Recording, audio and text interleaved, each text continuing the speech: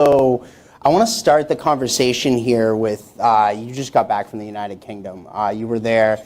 Our deal maker in chief, President Trump, right before he went to the Middle East to roll out a number of other deals, rolled out a historic trade deal with the United Kingdom. That's right. You were there to champion American farm products and cattle products in the United Kingdom. Can you tell us a little bit about your trip to the United Kingdom? Well, I will. But first of all, Matt, thank you. And thank you to Breitbart. Thank you to my old organization, the America First Policy Institute, who I think is sponsoring this. I'm just so grateful. And I haven't done as many of these in Washington because I've been traveling extensively across the country. And now we're starting our world travels, Matt, to your point. But when you guys called, I believe so strongly in the Breitbart vision and the Breitbart brand and everything that you all do to put news out. I wanted to make this happen. So thank you for having me. Yeah, you know, the president has a vision. I know everyone's probably very aware of it, that the American economic system has been held hostage by a world tariff regime, non-tariff trade barriers and tariffs for decades and decades and decades. And that is no longer the way we're going to do business anymore. And I'll be honest, I was in the last White House. I had multiple hats in the last West Wing under the first Trump administration. And I obviously am a believer in the president's vision. When he would talk about using tariffs as negotiating tools and trying to make sure that we have a fair market for our products around the world, I obviously was a very, very strong believer in that and continue to be. But Matt, I didn't realize just how bad it was until I took on this role. And in looking at the way Argentina treats, our products, our beef products, the way the UK treats them, the way just the rest of the world treats our products is astounding. And so the president said no more. The first trade deal, of course, as you mentioned, was a week ago Thursday. I lose track of my days. I think it's almost 2 weeks ago. We were in the Oval Office when it was announced with some of the leaders of the British government, alongside our key negotiators, Secretary Lutnick, Ambassador Greer, Secretary Bessent was there. They included me because of the ag side, and I've been part of those conversations too, as well. Sorry, y'all, I'm losing my voice. I was in Nebraska yesterday, out on the farms, and the wind has kind of gotten rid of my voice, but. It was an awesome Thursday morning, and then Sunday afternoon, we headed to the UK and spent almost the week in England and met with my counterpart in the cabinet over there, alongside about 2 or 3 other cabinet secretaries, met with the Prime Minister's key economic negotiators at 10 Downing, also went out into the UK to talk about American products and how we open up the markets more for our products over there. And it was a really wonderful time. Headed to Italy in about a week and a half, and then to Japan, Vietnam, India, all in the next month or two, and then we'll head down to South America. It is a new day for this administration, for the American people, as we work relentlessly to right-size the world economy to put America first. So one of the things that was really fascinating to me as I was doing all the research here on this is that we had an agricultural trade surplus during President Trump's first term. That turned into a deficit because of the previous administration, the Biden administration. What are some of the things that President Trump and you are doing to right-side that and turn it back into a surplus again? Yeah, and it's interesting, I said I was not fully aware of just how lopsided it was until I took this job and really began to study all of these countries and begin the conversations with Canada and with Mexico and with, I've already had many, maybe a dozen meetings and conversations with other countries just on the ag side and talking about that. But the deficit is real. And for those of you that follow agriculture closely, you know that our ag producers, our farmers and our ranchers are perhaps in the most challenging economic time of their lifetime, that we are losing family farms by the dozens every week and month and year, by the thousands every year, and that we have to change the trajectory of that immediately. And if we don't, there are a lot bigger questions to answer, including national security. If we can't feed ourselves, then certainly we are not going to be the world superpower anymore. But to the point that you ask about, Matt, and the president's vision on this, when we walked out of the White House the last time, I was one of the last ones out the door with him, just a few hours before President Biden was inaugurated. When we walked out the door, we had a trade surplus in agriculture. And when we got back 4 years later, it had moved to a $50 billion deficit on just agriculture products. And I know in Washington, we get a little bit numb to the numbers, right? You hear billions and trillions and millions and gajillions, and we all get a little numb to that. But when you think about $50 billion out of the pockets of our farmers and our ranchers and our producers, that is devastating. So working as we're renegotiating all of these trade deals around the world to open the markets back up. And that's what I was so encouraged when I was in the UK and continue to be encouraged in these conversations, is that I believe the sky really is the limit for our ag community. I believe there's so much opportunity out there that is just waiting for the president as the chief negotiator, but for our team to come in and really begin to move these markets and expand them. And just this week, I've got the British are coming back in for other meetings, but I'll be talking with them again.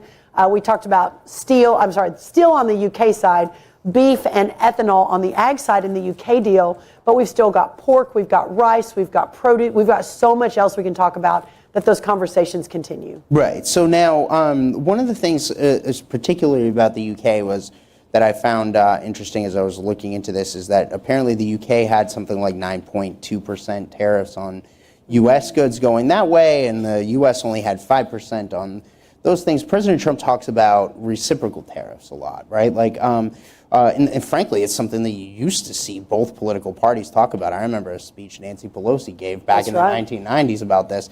But it just doesn't seem fair. Why can't we have a fair trade conversation that's a fair deal for both sides? And frankly, our oldest partners, the UK, the British, the storied relationship here between the British and the United States. But I think that's going to balance out a little bit. It is going to balance out. And it's true. The average tariff around the world on American products, and some of it's way higher, some of it's a little bit lower, but the average tariff on our goods around the world hits it right at about 15, maybe 16%, what our products are being charged to get into other countries.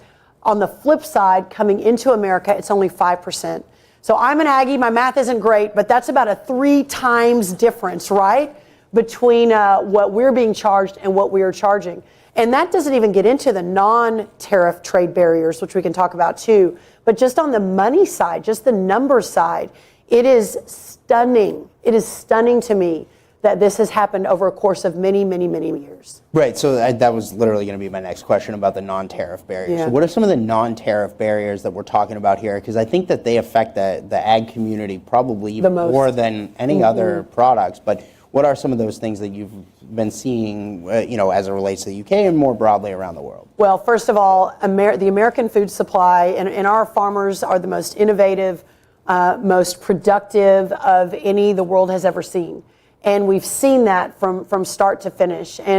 But in terms of a protectionist regime from all over the world, if they can I'll use the UK as an example. And I tell you, I know the president makes a lot of noise about the media here in America and the fake news, not Breitbart, of course, but the fake news. And I was really surprised at the British press. They were perhaps even crazier than some of our press here. And I would have lots of conversations and do lots of media, and they would be yelling questions at me, and then their headline an hour later would have nothing to do with the questions they were asking me, and not even true. I think one of the headlines said that I slammed the Prime Minister of the UK over something that I didn't even talk about. I mean, it was wild. But here's a great example. So when I was in the UK, and I did, 2 or 3 or 4 press avails, I was kind of constantly trying to talk to the press, but really to the British people, that our food is so safe and that it is the best, and that you want choice in your country. Right now you have no choice, and your grocery costs are way too expensive, and part of that is because of these non-tariff trade barriers. And so as I'm doing these press avails all over London, almost the first question that gets shouted at me is, well, what about the chlorinated chicken? And that was a big deal in the UK. The chlorinated chicken, what about that, madam? And I said, well, listen, thank you for asking. This is why I'm having these discussions with you, the press, so hopefully you report this back to the people that are reading. that, first of all, it is entirely safe, but second of all, only 5% of our poultry in the U.S. is treated and considered chlorinated chicken. So there is this narrative that's out there that the UK, that the EU, that other countries around the world, that they are using to keep our products out. And obviously they're working to protect their farmers and ranchers as well. But I think, again, with the president where he is, Matt, with the dozens of trade deals that are in negotiation right now, when we talk about 100 countries plus have approached us, that's true. But as far as the deep negotiations going on, I think we've got a couple dozen. Agriculture and American agriculture is the very front of that. And the president is again, he is unequivocal in his belief that we've got to get more of our products out into the world to support our farmers and ranchers. Right. So one of the things, or a couple of the big things that happened in this UK deal, and I would imagine that these are goals of the administration in the other deals that, you mentioned several other countries that you're going to be going to.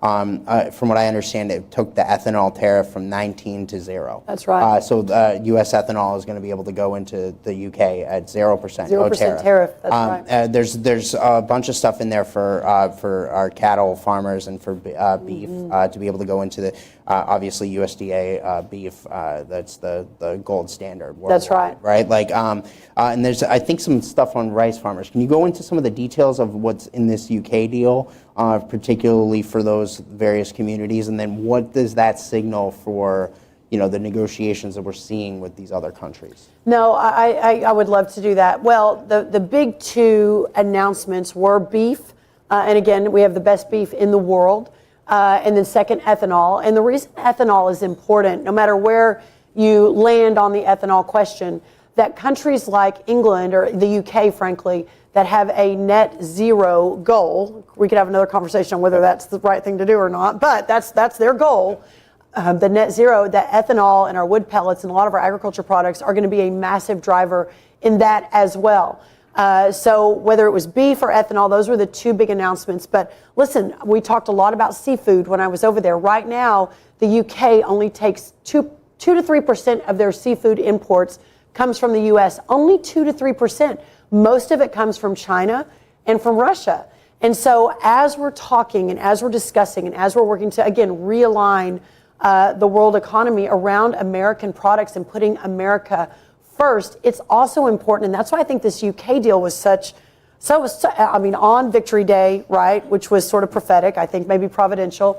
On Victory Day, seeing the UK and America come together with very similar values, freedom, et cetera, being the core of that, everything that has made both of our countries great, and then working together to ensure that we are relying upon one another and upon other countries that align with us right now is important. It doesn't mean that, and again, I'm not the trade person, but I would say I've heard the guys say, it doesn't mean that we're obviously not open for business to everyone around the world, but we're going to put America first. And so the seafood piece was a big part of it. The rice piece, the UK doesn't grow their own rice. They don't have the capability to do that. They mill their own rice. They don't grow their own rice. So the opportunity to get a lot more of our rice in. When I was there and touring one of the facilities, a call came in that the Walmart of the UK is called Tesco. Those of you who've been to England, you've seen them. And that they were going to start selling USA rice. And so that announcement came while I was there.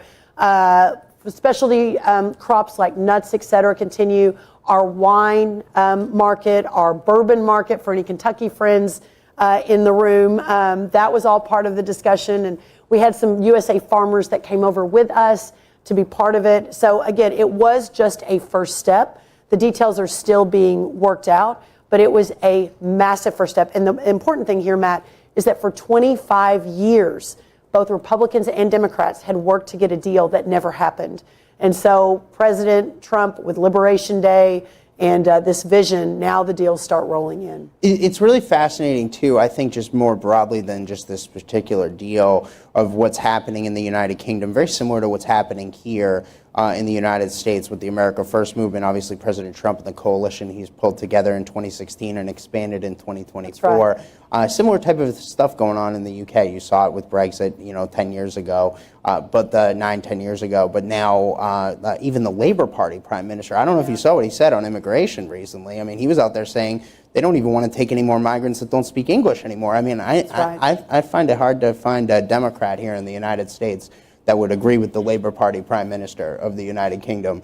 So pretty fascinating stuff of a political realignment happening there and kind of around the world. It seems like a lot of these partners around the world are wanting to work with President Trump in the United States and maybe get off of working with China. Well, I felt it when I was there. He gave that speech, and I was at the Parliament meeting with several of his cabinet when all of that was happening, and I was surprised but encouraged. And in all of my conversations, listen, what they're working to do, and the UK, unlike our Congress, which only has a few member majority, the Labour Party in the UK has a 190 seat majority. That is stunning. That is absolutely stunning. It is a mandate, and the Prime Minister, whom has been, again, unequivocal in his thought, his sort of concept of shrinking government, that's a big issue for them right now, is reducing the size of their governmental footprint. Growth in their economy is their number one, from my understanding, their number one most important piece. Realigning their immigration system around, these are my words, not theirs, but putting their British, citizens first. Sounds familiar. It was really, really encouraging. And we talked a lot about, when I was there, the tectonic shifts that are happening within the British political system. Again, this massive mandate that the Prime Minister won in the last election. But really, you would think we perhaps may not be as aligned, the Labour Party and the Republican Party, or the America First Party in America. But in fact, we are a lot more aligned than I even realized when I went over there. In fact, part of me was thinking, is this another Margaret Thatcher, Ronald Reagan partnership? Or could this be, with Trump and their prime minister, or perhaps, a Churchill-Roosevelt partnership? I mean, is this where our world is moving? And I believe it's such an incredible time to do that, as we've got some interesting dynamics going on around the world. Well, let's not tell the Democrats. Let's not give them any advice here, right? But anyway, so as you're going beyond the, I know we're talking a lot about the UK, but that's because that's the deal that's been announced. Just finished, yeah. You're planning on going to, in the next 4 months, I believe, Italy, Japan, Vietnam, India, Peru, Brazil. That's a pretty aggressive travel schedule. Yes. And can you tell us a little bit about what to expect from those countries in terms of negotiations? I think that what our cabinet represents, and I'll start with that and then we'll talk about the countries, is just a completely different, new approach to all of this. And having been in the last Trump White House, and I'm so proud, I launched the America First Policy Institute not knowing President Trump was going to run again, right? It was, how do we take the 4 years of Trump 1 and ensure that the lower taxes, less government, the deregulation, the lowest poverty rates on record, a secure border, or at least securing a border, peace through strength, no new wars. How do we fill the gap when we all leave that White House and would just really, I believe, started hitting our stride, and we were so ready for that second term in 2020. We had prepared almost that. That was one of my big jobs. The 4th year of Trump 1 was mapping out what Trump 2.0 would look like and being ready for it. And so when that didn't happen in November of 2020, how do we then take all of that policy, all of the people that knew how to enact the policy, that knew how to hire the right people? It just took us a while to figure that out in Trump 1. And so when it didn't happen, my thought was, we've got to build an infrastructure, not just for whomever comes next. The fact that it was President Trump was extraordinary, but not just for whomever comes next on the America First side, but who also comes in 8 years and 12 years and 50 years and 100 years from now, so that those of us who believe in freedom and liberty and less government and putting America first, that we, when given the opportunity to govern again, that we would be ready.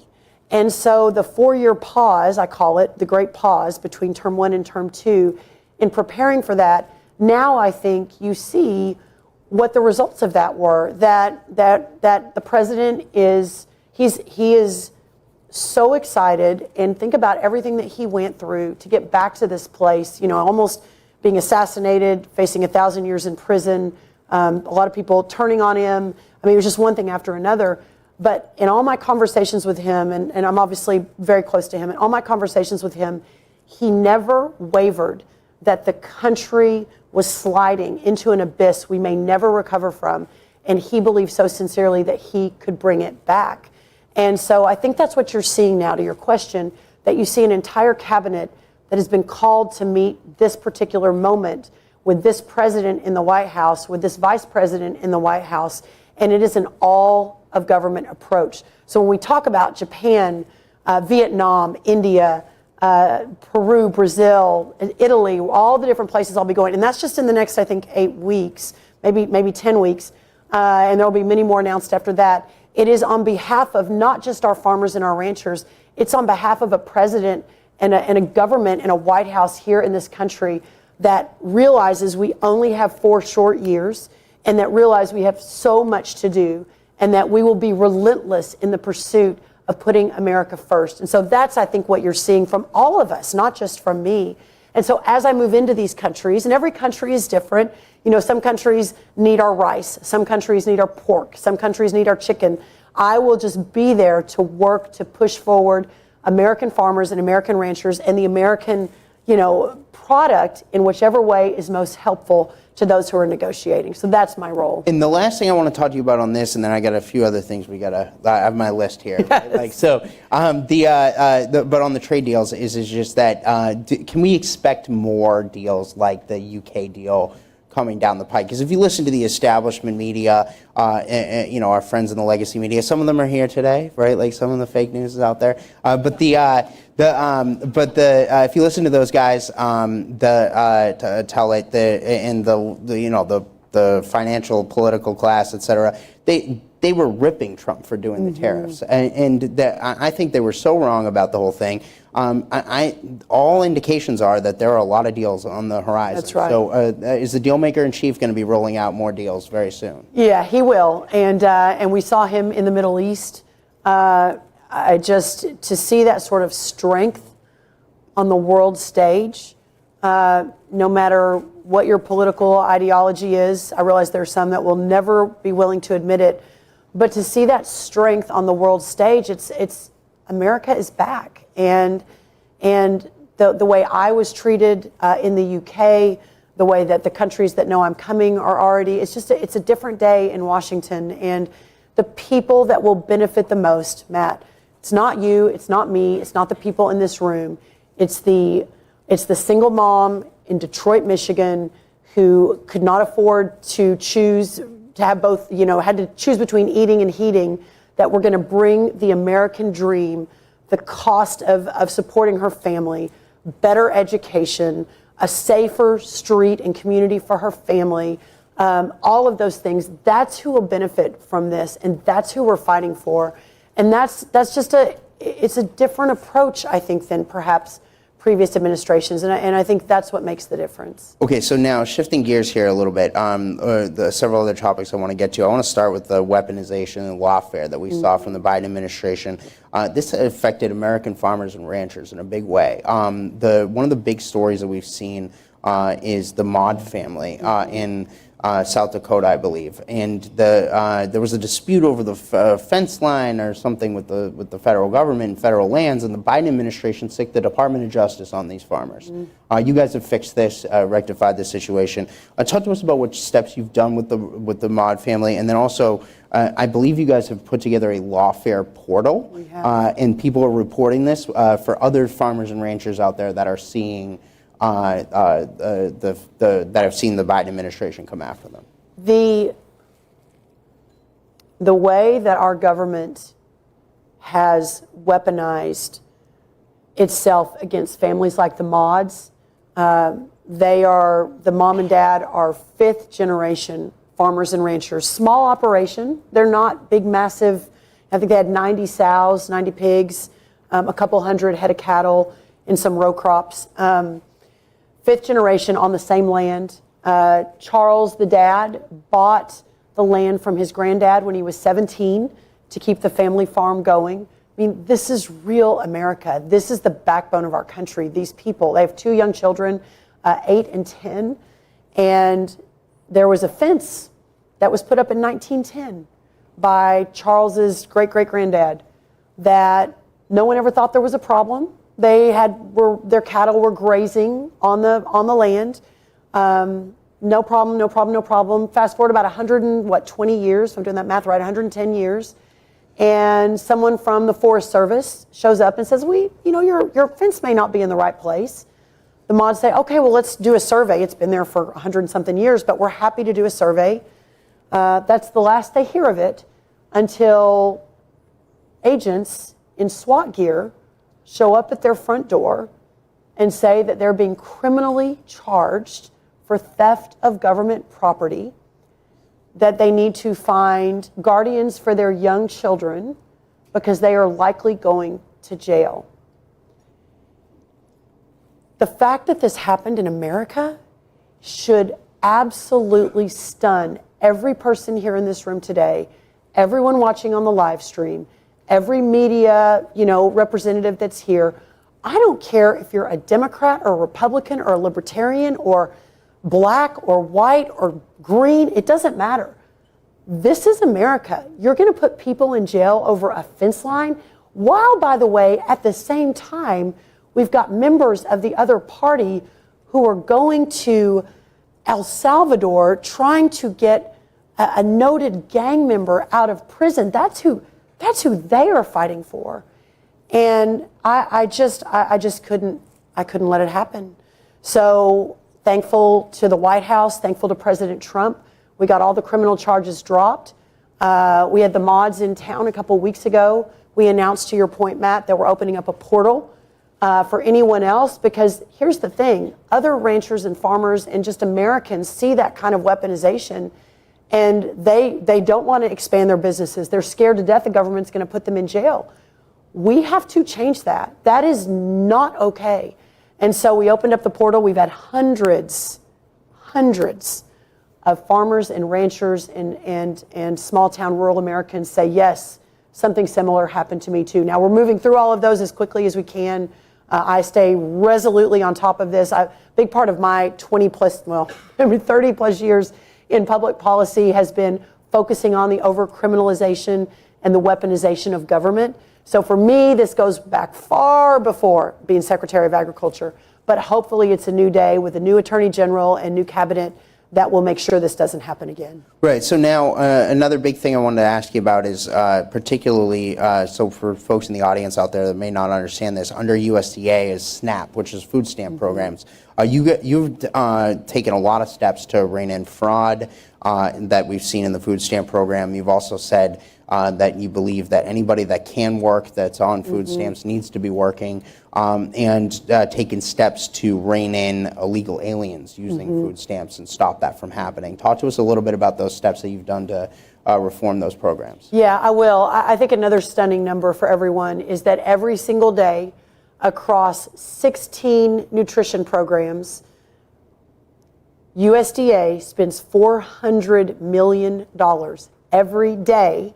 Again, let me repeat that. $400 million of our taxpayer money is spent every day across our nutrition programs, just at USDA. And so when the president ran and spoke to the American people about right-sizing government and realigning and making sure that every taxpayer dollar is spent to its best and highest and most effective use, that I'm not sure there is a program. There are others equal to it, but I'm not sure that there is a program that perhaps needs more reform than the SNAP program, which is the food stamp program. $400 million a day, everyone. So we have looked very closely at it. By any best guess, it's ripe with fraud and abuse and corruption. There were some stings by our Secret Service a couple weeks ago. Some people were arrested, tens and tens and tens and tens of millions of dollars that are being stolen. Illegal aliens that are part of the system that we're working to to change that, of course, across the whole government as well. There's just a lot of work that we need to do. The fact that we're just handing out all of this money without any sort of requirement of work for able-bodied grown adults is sort of insane to me. I mean, we are not a socialist country. In America, if we're going to use a taxpayer, if we're going to take $1 from you to give to you, then we need to make sure that dollar is spent effectively and that people that are taking the money are working where they are able. And so that's a big important part of our work at USDA. We'll be rolling out more on that the coming weeks. We're rolling out a lot right now, a lot of policy agendas that we're working on really hard.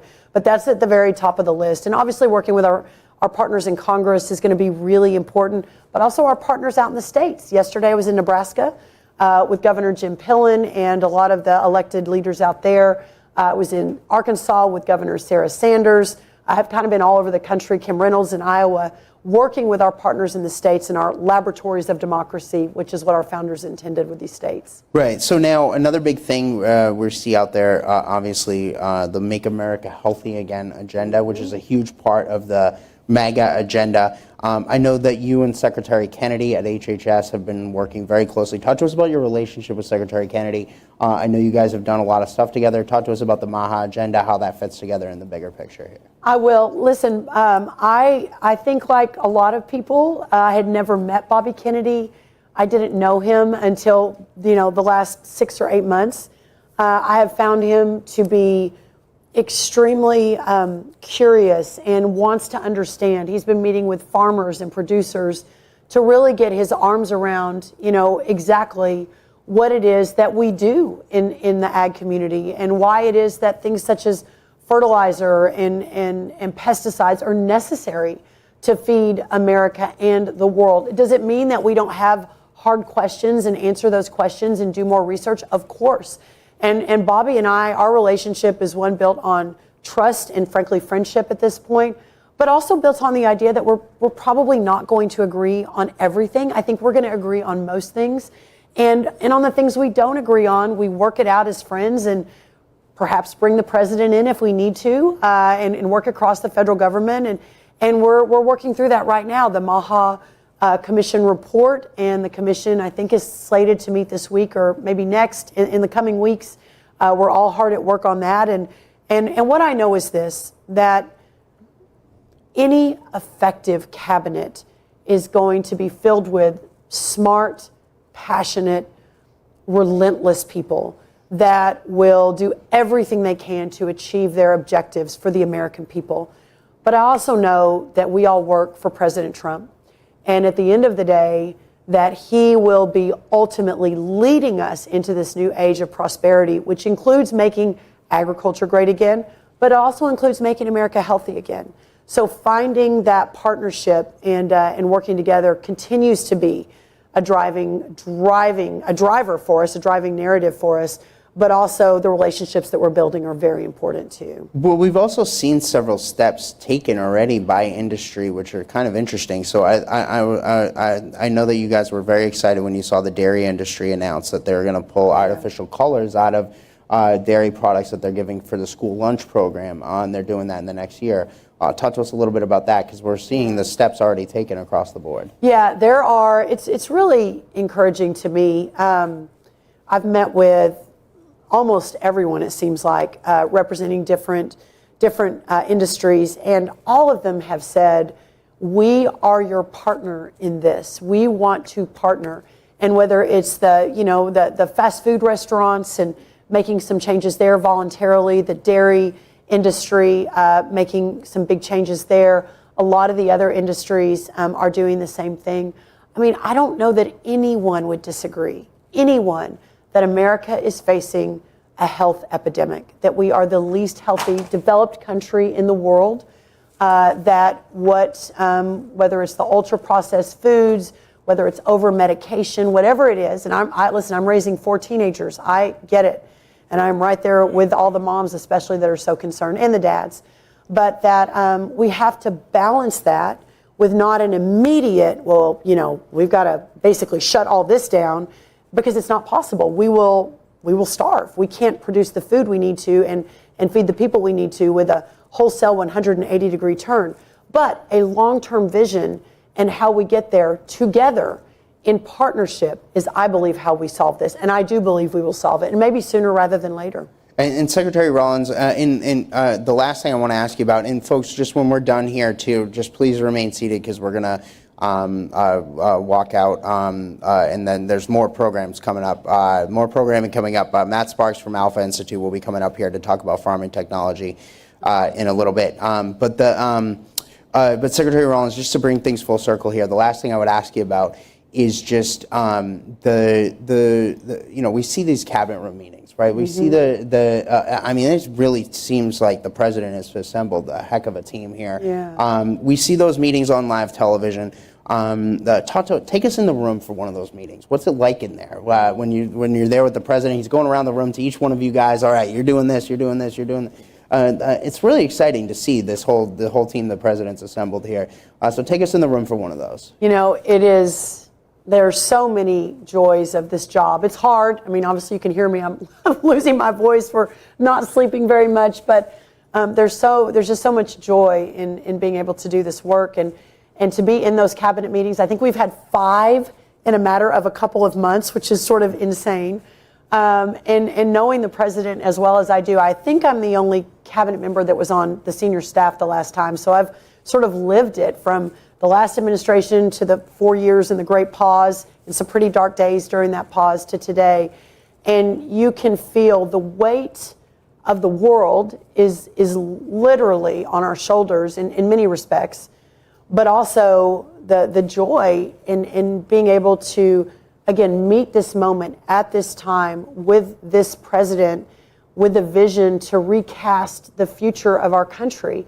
And it isn't just about the next 4 years, it's about the next 250 years as we circle back to our 250th birthday.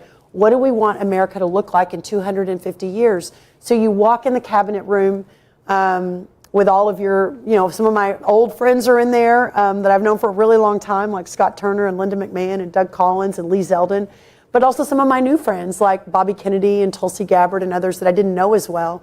And you just feel the weight of the moment, but also the fulfillment in understanding what you're being called to do and knowing that you have the team next to you to do it. And it was funny, after the last cabinet meeting, the press had all left, and the president's so funny. I mean, he actually is absolutely hysterical. I know a lot of people don't see that, but he's so funny.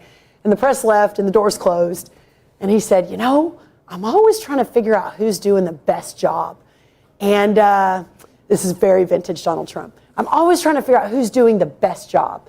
And, it's always a competition, right? He said, but my goodness, he said, after hearing every one of you go around and talk about what you're doing and how you're transforming your agencies and implementing the America First vision, he said, I'm just so proud of everyone. And I'm so grateful to all of you. And you can feel it. You can just feel that unanimity. You can feel the dynamic, all hands on deck work, the all gas, no brakes. I mean, you feel it, and there's just, you feel that you're able to help save a country at a time when it desperately needed it. All right, well, Secretary Rollins, really want to thank you for joining us here. Thank you, Matt. Yep. Thank you all so much.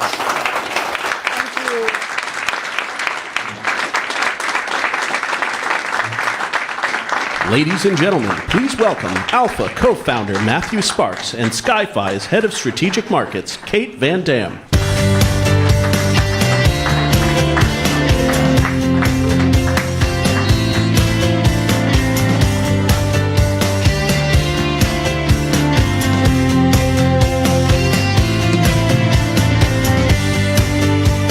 Thank you, Secretary Rollins, for joining us today. That was incredible, and thank you for Matt doing what he does best. I think one of the things that I really appreciate about Matt is his ability to kind of glean insights from policymakers that you're not going to get if you just scan the headlines of kind of the news of the day. And so that was really great. My name is Matthew Sparks. I'm one of the co-founders of the Alpha Institute. We are a platform for ideas that enhance American life, and we believe that technology is the critical component to achieving that. And so we're thrilled to have Kate Van Dam here with us. Kate is the head of strategic markets for Sky-Fi. Sky-Fi is also a platform, but instead of one for ideas, it delivers satellite data to the U.S. government and numerous private enterprises, including agriculture and firefighting. So, Kate, thanks for being here. Thank you. Some folks who are subscribers to Alpha, they might know you and Sky-Fi because we did a piece on Kate and Sky-Fi earlier this year. But for those in the audience that don't know, can you tell us a little bit about Sky-Fi, what you guys are building, and then we can kind of get into how it applies to agriculture? Absolutely. First, I want to say it's a pleasure to be here today. Thank you to Breitbart, to Alpha Institute, and to you, Matt. It's a great honor to be able to talk to all of you as well. I'm excited to share what we're building at Sky-Fi and really where we think this can help the American farmer. So Sky-Fi is a platform. I'll go ahead and give the pitch here. You can download the app right now on your phone and task a satellite while we speak. And it really came about because there's been this huge proliferation of commercial space over the last 10 to 15 years. But that has been hamstrung by the fact that the largest consumer of commercial space is the government. So you have these long acquisition cycles, you have commission-based sales, there's a huge minimum to play and a lot of ambiguity. And so one of our co-founders, Bill Perkins, who's an oil and gas trader, he essentially wanted to go to one of these older, we'll call them new space companies, and said, hey, I want to get a satellite image. You're overhead constantly, satellites don't take breaks, how much is it? And it became this entire 6-month negotiation for a single satellite image. And it seemed kind of crazy where you can buy a house online, a car online, but you can't buy a single satellite image. And then our other co-founder, Luke Fisher, he was a former Army special operations pilot, and he wanted to do a lot with all of this data that we're collecting. And so Bill and Luke met, they founded Sky-Fi, and what we've built is a platform. Early on, we invested in ex-Uber, ex-FinTech engineers. This is fundamentally important because we're not geospatial people making geospatial tools for other geospatial people. The idea is to bring this amazing technology to the user in a highly usable, scalable, and intuitive way. So we built Sky-Fi. You can task satellites. You can pull archive imagery from satellites. We've expanded. We can also, we integrate aerial imagery, atmospheric balloons. I know we may get into this if there's time, but we have a partner who essentially, the moment the smoke clears, the hurricane clears, goes out and flies planes. And this is high resolution imagery that we're selling at 1 square kilometer for $25. And we really saw this be really useful last year during hurricane season, during the LA fires. It allows the individual, and this is kind of my life goal, right? It gives the individual agency in their fortune. And that's really what we're doing. We further integrated analytics onto that are all pretty straightforward, everything in plain English. And the idea is, okay, pictures are pretty. It's fun to task a satellite, but so what? And so bringing the analytics into the platform has been our so what. Yeah, I think when people think about satellites and satellite data, it's usually, government use case. So, we're here at an event with the Secretary of Agriculture. It's a kind of an agriculture-heavy focus, obviously. So can you talk a little bit about the use cases for America's farmers and ranchers using and obtaining this information?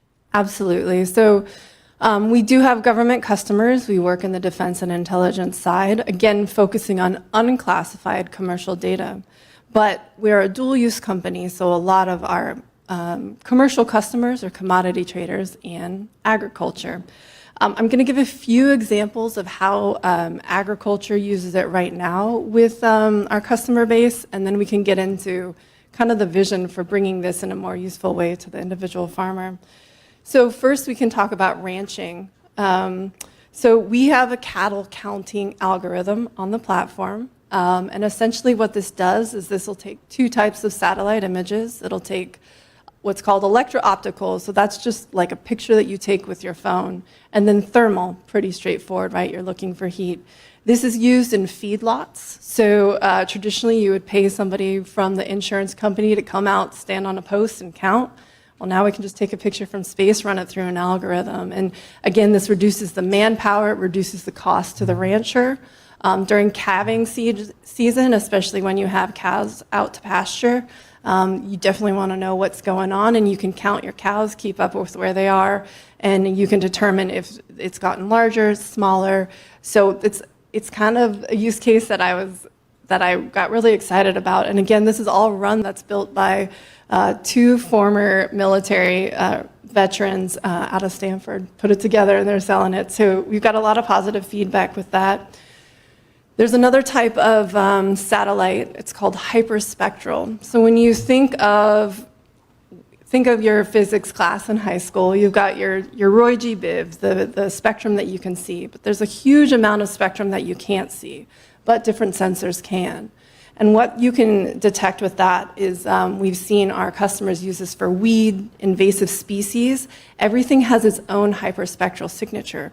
So early on, you can start telling if there's an invasive species, if weeds are growing out, the health of your crops in general. And there's some really awesome hyperspectral satellites that were just launched a few months ago that we'll be integrating into the platform in the fall that will really provide a lot of ability to predict what's coming before it has a mass effect on your crops. And again, this is just a single satellite photo, right? And the final one is vegetation change detection. This is building a trend analysis. So our agriculture customers, usually they take a satellite image every 2 to 4 weeks. They can determine the health of the vegetation. So this is all based on pulling out the measurement of the chlorophyll in the leaves from space.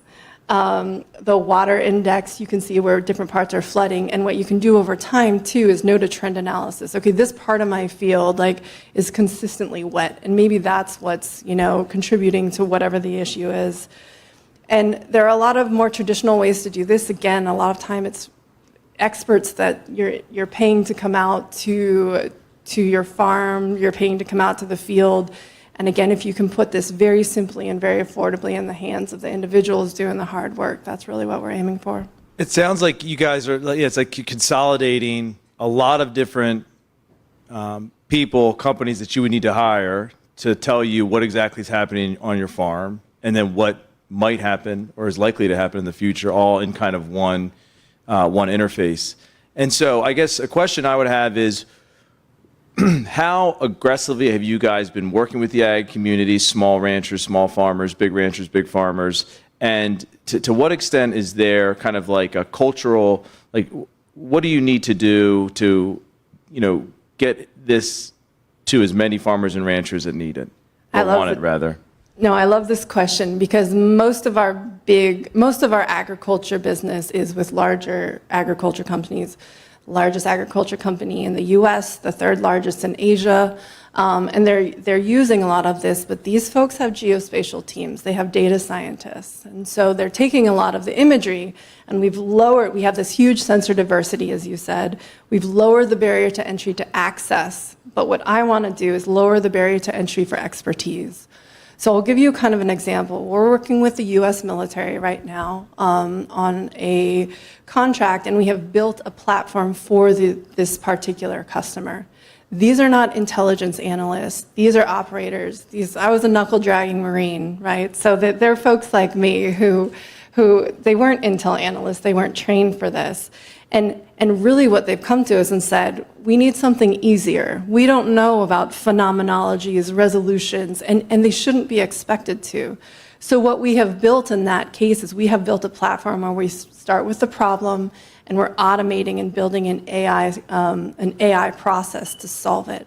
What I would love to do, especially for the farmers of America, with Secretary Rollins' great comments on the commitment of this administration, is to build out a dashboard, ideally with a partner, USDA, whoever's the most appropriate one, build out a dashboard. This will give us the opportunity to build something that integrates those algorithms, right? Integrates those analytics in a way that it becomes highly usable. It's a one-stop shop. Because otherwise what you find, just from a business perspective, there's this great conference in Ecuador every year called Banana Time, right? And it's literally a geospatial conference for bananas, and it's so niche.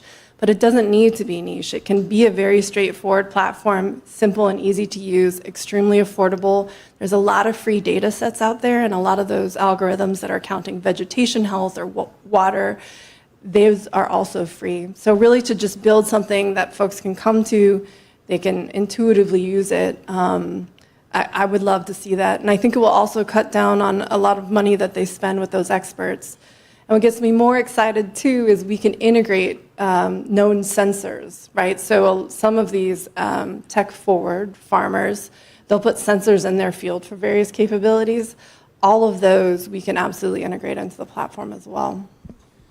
That's incredible, and you can only imagine for the smaller farmers that don't have, resources are tight, and to free those resources up, free that time up to then focus on the business and the health and productivity of their crops is probably invaluable.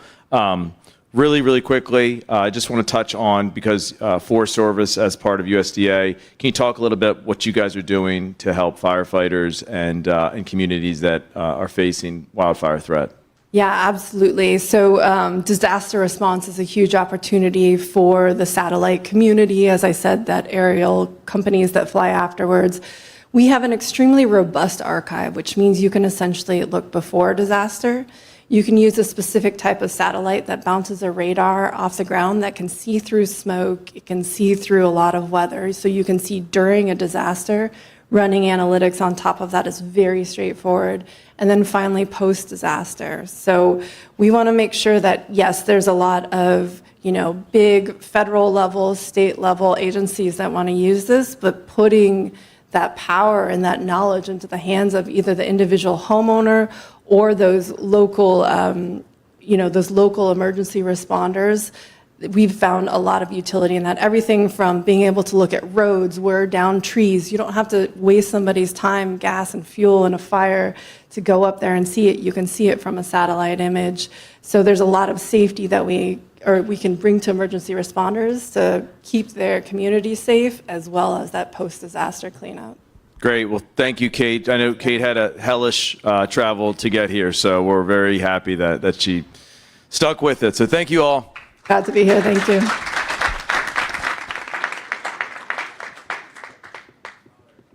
Ladies and gentlemen, please welcome Matthew Boyle and ABA President Kevin Keene.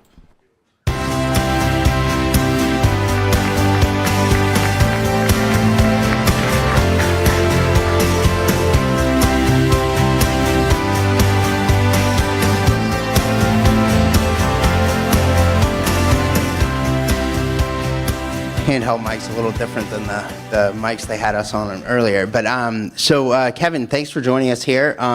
Exciting stuff happening, I think, in the beverage industry. And the reason why I wanted to have this conversation with you is because I think there's a lot of stuff out there that maybe doesn't get told, stories that don't get told about things. People think it's like the big three soda companies or something like that, but it's really a constellation of small businesses across the United States, bottlers, distributors, et cetera. Tell us a story about the broader beverage industry, and then we'll get into some of the specific issues facing it. Sure. Well, first of all, Matt, thank you for having me, and it's great to be here with Breitbart and speak with your Breitbart audience, because we do have a great story to tell, Matt, and I appreciate that question. I think you're right. People tend to think of Coke and Pepsi and Keurig Dr. Pepper, our big three members, as one company. They're actually systems of companies, and we like to talk about how we truly are part of the fabric of America, literally. I mean, we're embedded and entrenched in communities across the country through our system of bottlers. These are generational family-owned businesses who bottle and manufacture the product and take it to market. So when you see a Coke or Pepsi truck out front here in DC or in your hometown, that's not Coke in Atlanta or Pepsi in Purchase. That's the local bottler. It's its own independent company, family-owned, and contributing to their communities every day. So where I want to go with this is there are a lot of companies out there, and I know the president is very focused on this. He wants to know how much are you investing in America? How much are you investing in America during his term? So can you give us some statistics about some of the things that we're seeing from the beverage industry in terms of investment in the United States during the Trump administration here? Great. Thanks for that, Matt. First of all, we're investing quite a bit in everyday. It's part of our everyday work of these companies. They're investing in their communities. They want to build their communities. And the best way to build a strong America is with strong communities. So our economic impact is $324 billion in the American economy. And that's with continued growth. We are very much a free market, pro-growth industry. And I'll just give you, I had to write some of these down. I hope you don't mind. I love that. Give you some examples. So a bit why I can't answer futuristic questions is a lot of this is proprietary with our companies who Sure. They work great together, but they are competitors. But I'll give you a few examples. You know, a recent, and this is all within the last several months to, in one case, a week to late last year. Huntsville, Alabama, Buffalo Rock, a Pepsi bottler, invested $32 million in growth facilities there. Keurig Dr. Pepper invested $141 million in Spartanburg. And just last week, Coca-Cola Consolidated, one of our bigger bottlers, was just in Columbus with Governor DeWine unveiling a $90 million investment in that community. And before that, late last year, they were in West Memphis, Arkansas, announcing a $25 million investment. So these are the type of activities that are happening all the time in our companies because they're growth companies. They want to invest, they want to build, and they want to grow. And I think that's what the president's looking for, quite frankly. Right, and so, and frankly, they're spread out across the country. You just mentioned a whole ton of different towns and cities across the United States, from South Carolina to Ohio and all over the place. These are red states, blue states, they're everywhere, and it lifts up the whole economy. So can you talk to us a little bit about like the broader industry and how it will how it is spread out across the U.S. because it's not just like it's constellated in just an Atlanta or a Purchase where the headquarters of the big two ones are. That's right. We literally touch every corner of America. I mean, think about that. You can go to any town in America and you will find one of our products. And that product isn't just helping our companies. When you buy that product, you're helping that local retailer who's selling the product. You're helping the farmer who helped grow the ingredients for the product. So there's a lot of tail to those investments. There's a thing I like to do and ask people to do, kind of a little challenge. When you're driving around town or you're back in your hometowns driving around, count how many beverage trucks you see. I guarantee you, and at least I'm willing to put a good bet, if that's allowed here, that you will count more beverage trucks than you will UPS, FedEx, or Amazon trucks. That's how invested our companies are in your local community. They are there every day working and building and growing. So now there's a lot of talk right now, of course, with the Make America Healthy Again agenda, which is a big part of the MAGA agenda, the America First agenda, about whether or not the sugary drinks are a good thing to have, that people are getting food stamps on, for people that are using food stamps getting sugary drinks. What's your answer to that? What's your tell us your guys' story and your response to different things that we're seeing from the administration? Sure.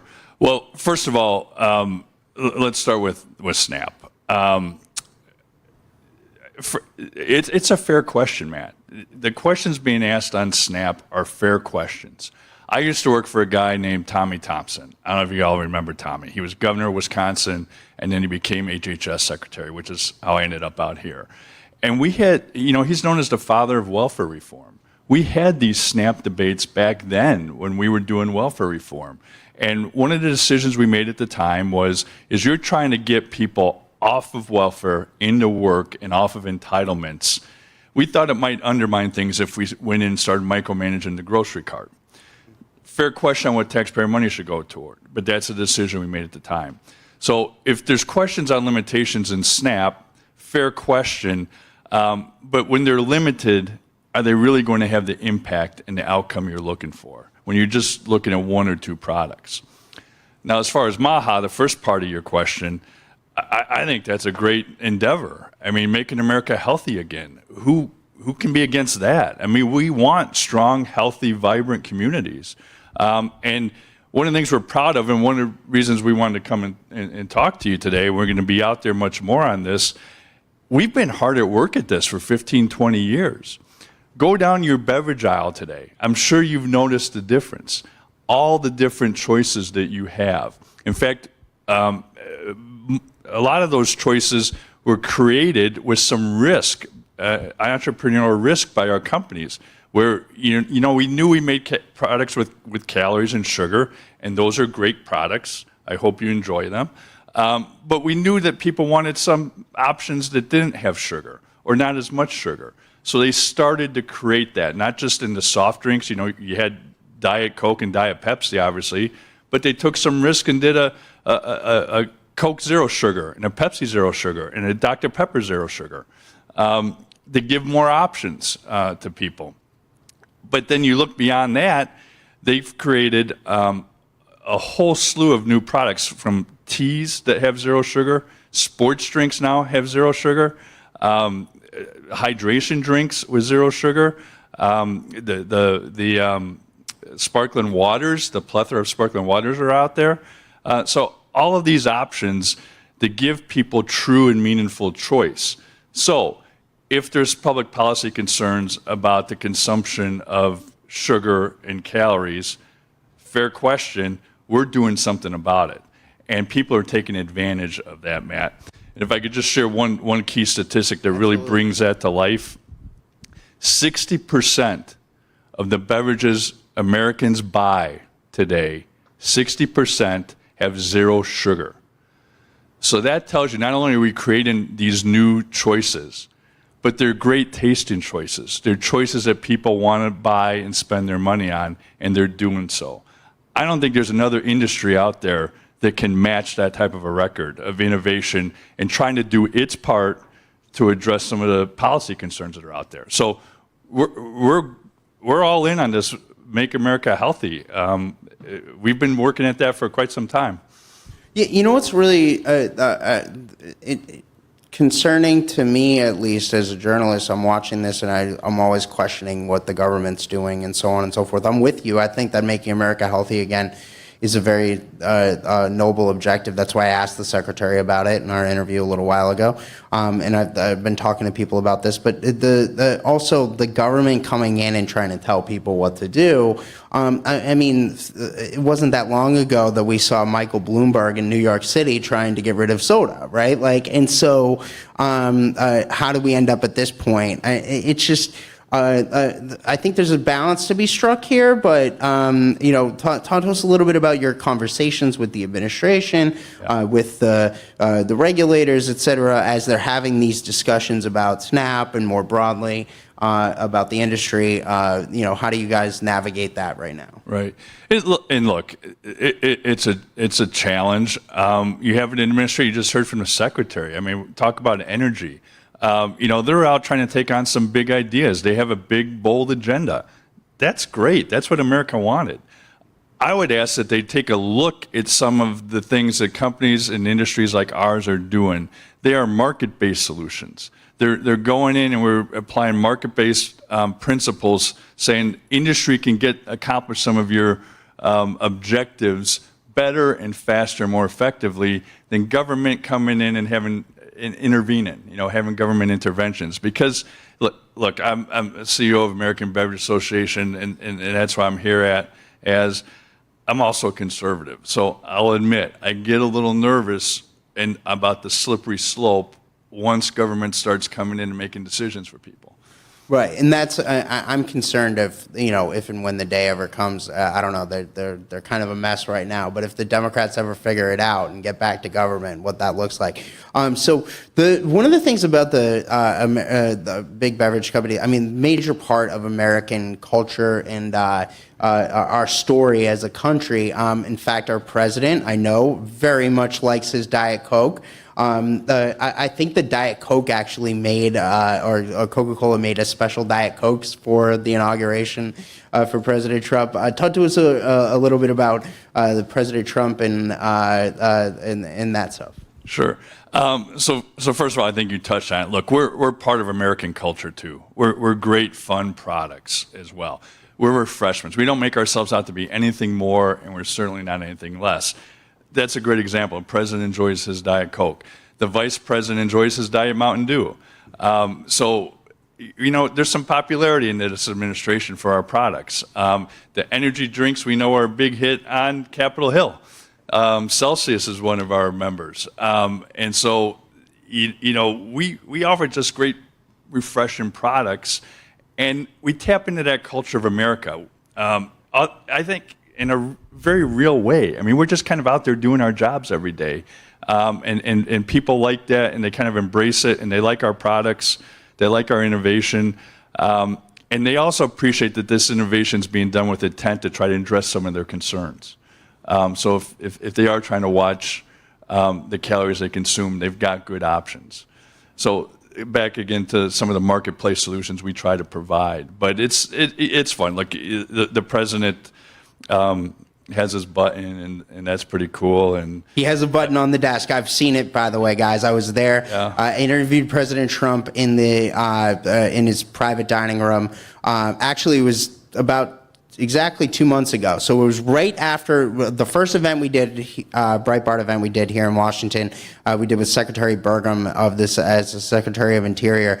And later that day, Alex Marlow, our editor-in-chief, and I, and our White House correspondent, Nick Gilbertson, went over to the White House to interview the president.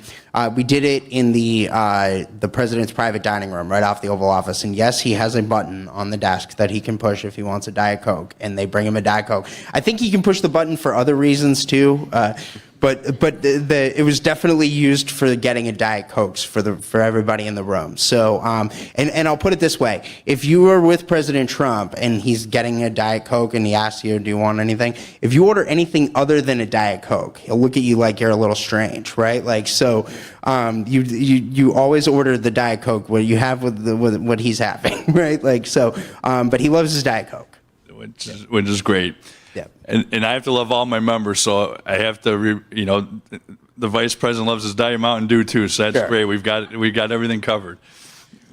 Sure. No, absolutely. Okay, so talk to us a little bit more about these market-based solutions that you guys, that as an industry, have been doing, and what else is on the horizon? Because I know we're already seeing a lot of these like zero sugar drinks out there, like Coke Zero or et cetera. But talk to us about what else is on the horizon. Well, I think one new trend you're seeing, and you've seen for some time, are these probiotic beverages, like Poppy, which Pepsi bought, and they're officially a member in Pepsi's portfolio as of yesterday.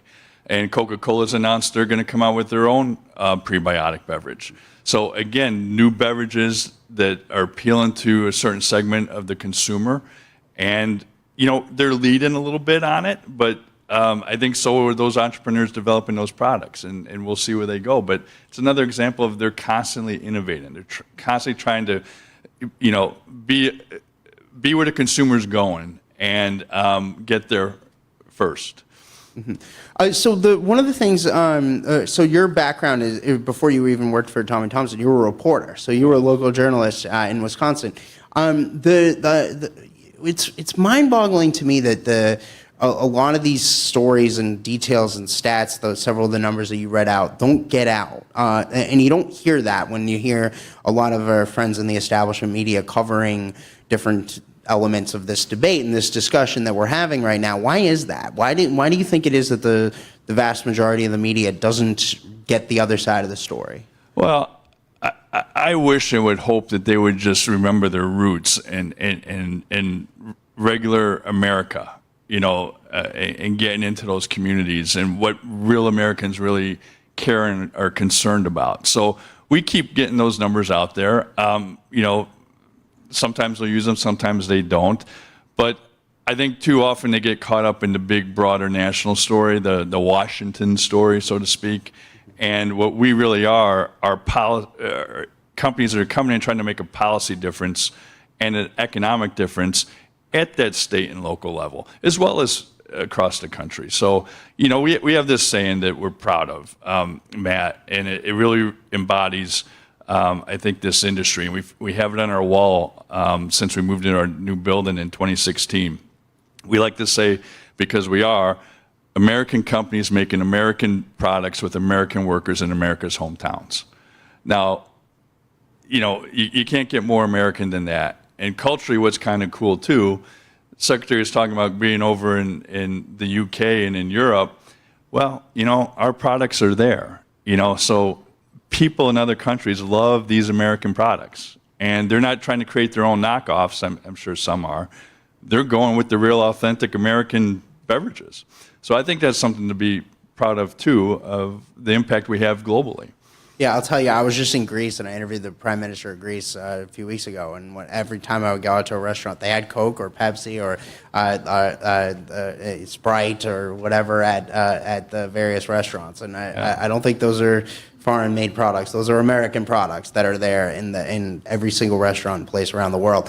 So the last thing I would ask you about here, Kevin, is just particularly with regard to, so a lot of these jobs that we're talking about being made in these communities around the country, whether it be the place in Spartanburg or Ohio or et cetera, all these places.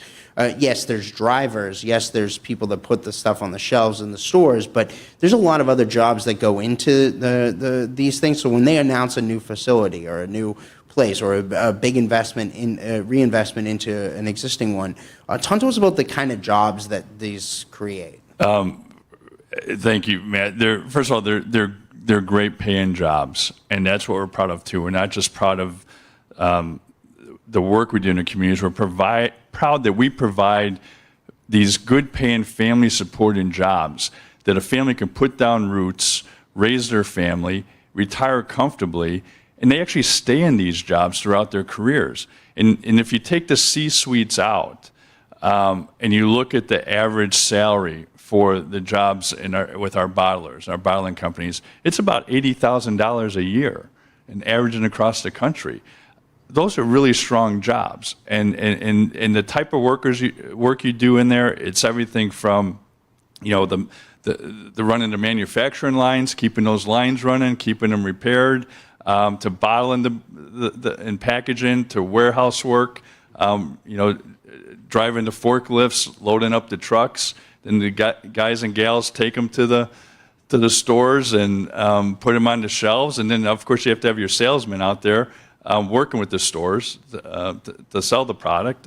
So a lot of really good, rewarding jobs that people like and take advantage of. And frankly, I think these are the type of jobs that the president's been talking about. They're jobs that, certainly we have jobs that you have to have a college education, but many of those jobs, you do not have to have a college education. They're great jobs for the working class, non-college educated person as well as a college educated person. Yeah, no, definitely. And I know that's a huge focus of the administration. I know we did this interview with here on stage with Secretary Rollins, but I was just with the Labor Secretary last week, and she was telling me a huge focus of this administration is to get to folks in the trades and certificate work, et cetera, not the 4-year college degree or master's degree program or something like that, right? Like, yeah, that stuff is important too. Don't get me wrong, but we've forgotten the working class people in this country. It is, and those jobs, like the college educated jobs are important. Don't mean to diminish that, but you get into some of these towns, especially some of these small towns that our bottlers operate in,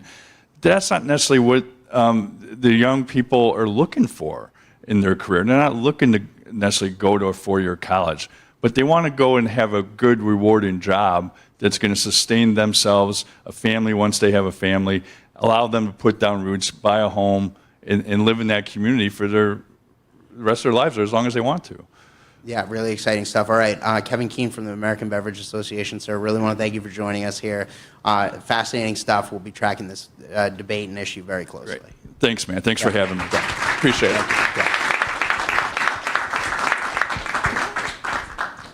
All right, and folks, we're going to have one more interview here with Ashley Hayek from America First Policy Institute. Ladies and gentlemen, please welcome AFPI Executive Vice President Ashley Hayek.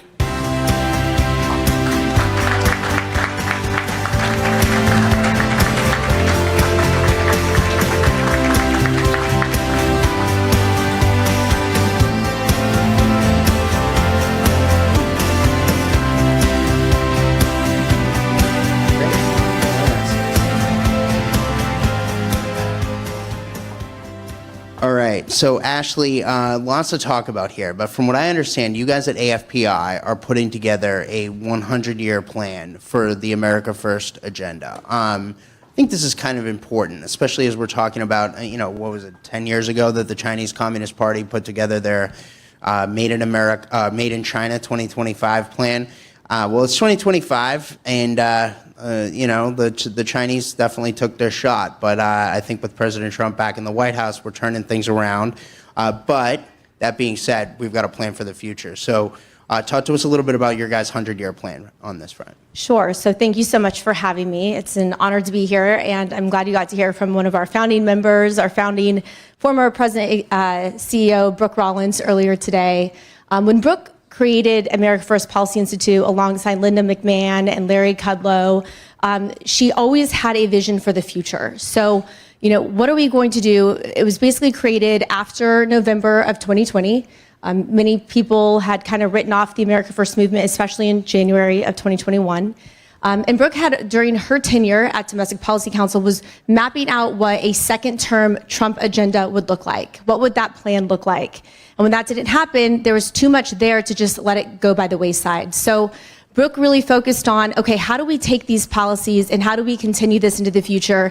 And not only just try to make an impact at the federal government or stop some of the really bad things that were coming out from the previous administration, but how do we carry that into the states? And how do we make sure that we can fight at the state level and at the local level? And so that's what AFPI has been doing.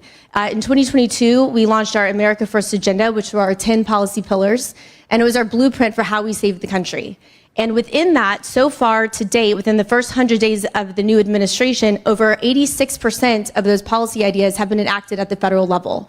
But just last year alone, we had over 700 state policy wins across the country. So the amount of impact that we're able to have this year, just in the first 100 days, and in the next 10 years, 100 years, is going to be monumental.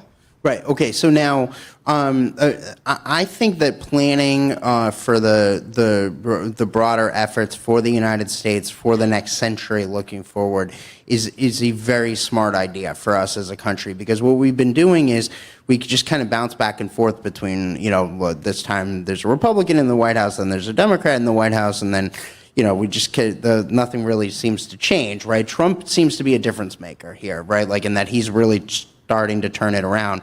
But what we've been seeing is especially over the last 30 or 40 years, is just this slow ebb and flow of where our manufacturing and our core industries have been just leaving the United States. They've been mostly going to China, but elsewhere around the world too. So I think that really putting together, it's kind of the answer to China here, right? Like if we're going to really put together this plan, China did their Made in China 2025 plan. Well, you guys are going to do Made in America 2100, right? Like, I mean, this is a long-term plan for the United States, really. It's bigger than just the movement. And I think that having that put together is a very smart thing. Well, and a lot of companies have been incentivized to offshore their workforce, their products. The amount of regulation that we've seen in this country, it's been astronomical. Even I come from a small farm family in Central California. And growing up, my parents, my dad made more money shipping his produce to Japan than he did keeping it in the United States. And so we have to completely rethink the way, not that we shouldn't have a global economy and do business with other countries, but we need to make it easier for people to run their companies in the United States, incentivize people to invest in America. We're seeing that right now with the president, and we're seeing that a lot of folks are willing to play ball and bring billions of dollars worth of investments and jobs back to the United States. Yeah, well, and that's one of the most fascinating things. I keep going to the White House website, and the number keeps going up, up, up. They have a website where they're tracking like all these companies that are bringing in either new investment or renewed investment into the United States, or since the beginning of the Trump second term here. And so those White House guys are to be applauded for tracking that, because it's hard to keep track of, because all of a sudden you'll turn around, there's this company that says this, that company that says that. But the thing that's also fascinating to me about this, if we're going to make stuff in America, that also includes growing stuff in America. That includes raising stuff in America, right? Like, so that means the agriculture part of this is a major part of the whole thing. So I know that your background, you have an agriculture background, a farming background. Talk to us a little bit about this, and particularly because we just heard from Secretary Rollins a little while ago as well, how that factors into this, because that's really the core thing. Yeah, we can go manufacture stuff, and we need to, but we need to grow stuff and raise cattle and other livestock in this country too. Well, and I want to build upon a little bit of your previous point of the investments that are coming back into the United States. There is a major effort, especially at AFPI in the states, to reform state government, to make it easier to do business in these states. Because it's one thing to incentivize at the federal level, but once you get into those states, you look at a place like California, the People's Republic of California, where I'm from, it's impossible to have a family farm. And my sister is a farmer. She has 60 head of cattle, and the amount of regulation that is placed on small farmers is impossible. So at AFPI, it's great to have, we have a Farmers First plan, we have our Rural Renaissance bill that we're pushing in Florida, but also how do we make sure we're reforming the state government to make sure that it continues to be an environment that people can grow their businesses or grow their farms, really focusing on rural America and looking to see what we can do to help streamline processes for farmers, especially the small farmer. Secretary Rollins just rolled out the Farmers First plan, and you can see making it easier to access credit, making it easier to have applications online through government. There's so many things that can be done to just really put power back in the hands of the American people, and that's what this is about. Right. So again, I think that the manufacturing thing, it's very important. But another thing that you'll hear, and this is why I think what you guys are doing in terms of your 100-year planning is actually really fascinating, because I've talked to President Trump about this. I talked to him. I've interviewed President Trump dozens of times. I lost count a long time ago of how many times I've interviewed him. But I remember talking to him one time. This was after he left the White House. So it was in summer 2021. And you've probably seen him use this line a few times out there where he'll talk about it, is that when he won the first time, when he got to Washington, he talks about how he had never really even been to Washington except for a handful of times, and he never stayed overnight, right? And so he got here, and he thought that, being elected president, that everybody would just respond to him. He didn't realize that, so he thought he had one mission, which was run the country. He figured out pretty quickly after he got here the first time that he had two missions, which was, the second one was survive, because the deep state was coming for him. And frankly, we saw that play out over the course of the first term, where you had the leftist establishment media, the deep state actors, official institutions throughout here in Washington, really trying to come after him, and you saw that over the course of his presidency, and then since then as well. This second term, he's thought it through a lot better, I think, and because I think he's more prepared for it, having done it the first time. But I also think that the movement needs outside organizations like AFPI and others to step into the void and provide kind of there wasn't an America First focused think tank, right? There was a Heritage Foundation, yeah, okay, they're out there. There was an AEI, they're out there. But the Chamber of Commerce, none of these things really aligned with President Trump 100% on America First, the MAGA agenda. You guys do, and you're stepping into that void. And I think that prepares not just him, but future presidents as well. Well, I think that's absolutely right. We have 7 former chairs of AFPI are now cabinet secretaries. We have over 74 staff members that have gone into the administration. We had, the policies ready to go for day one and how we could support on the outside. But there's also a political infrastructure through America First Works, or C4 organization, that was really focused on how do we connect these policies to the people? How do we advocate? How do we educate the American people on these policies? And now, especially looking towards the midterms in 2026, what do we need to do to make sure that we continue our success so that President Trump does have, a Congress that is willing to do the work that needs to get done to continue to advance these policies? Right. So now, kind of shifting gears here a little bit, one of the other big things that I know you're focused on is the MAHA agenda. So we talked to the secretary about that. I know there's several things that she's doing.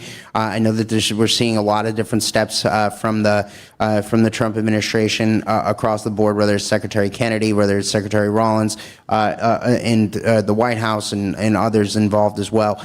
Talk to us a little bit about that and how that fits into the bigger picture here, because I do think that the Make America Healthy Again part of this was a critical component that came together that helped push President Trump over the top. I remember watching that when RFK endorsed him last year on the campaign trail. That was a huge moment. So talk to us a little bit about how that fits into the bigger picture here and what your thoughts are on it as it moves forward. Well, taking a step back, there's a transparency movement that's happening right now. And I think that started during COVID.